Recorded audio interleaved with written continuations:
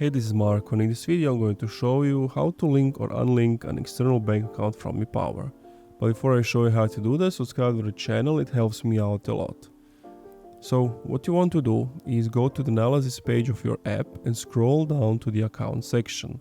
Click on the plus icon in the upper right. If you can't find your banking situation in the list, tap the magnifying glass on the upper right and you'll be able to search for it. Then search for your app.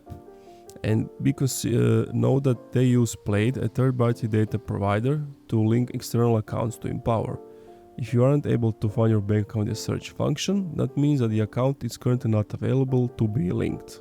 However, this list keeps changing, so you can try again at a later time.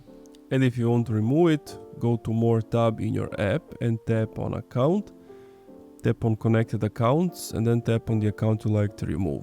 You will not be able to delete the account that is linked to your auto-save subscription. Tap on Delete Account and delete on the confirmation pop-up. And that's it. Thank you for watching this video. If you enjoyed, leave a like, comment, subscribe.